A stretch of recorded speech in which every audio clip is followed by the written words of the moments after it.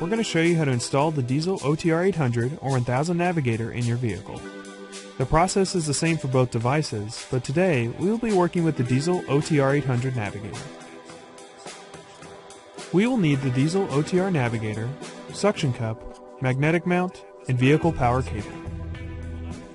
The dēzl OTR Navigator comes with a suction cup and adjustable arm to attach the device to the windshield.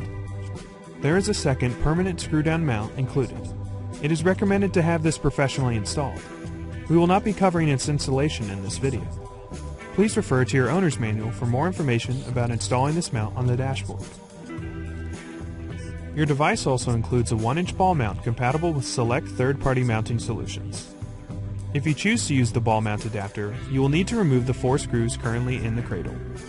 These screws will hold the ball mount adapter in place.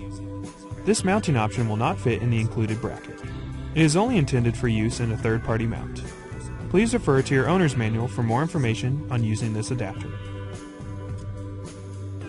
We will be using the dēzl OTR Navigator with the included suction cup and magnetic mount.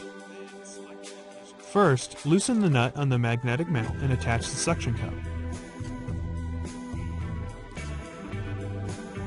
Then, tighten the nut slightly. Then, select the location to mount your dēzl OTR Navigator. Clean the area with alcohol and a microfiber cloth.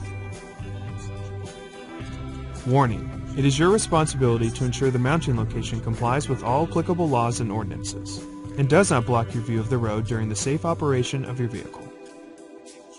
Open the lever on the suction cup and orient it towards the top of the windshield. Press the suction cup mount on the windshield and fully close the lever to secure it. Plug the vehicle power cable into the port on the mount. The cable should click into the port. If necessary, adjust the mount for better viewing and operation.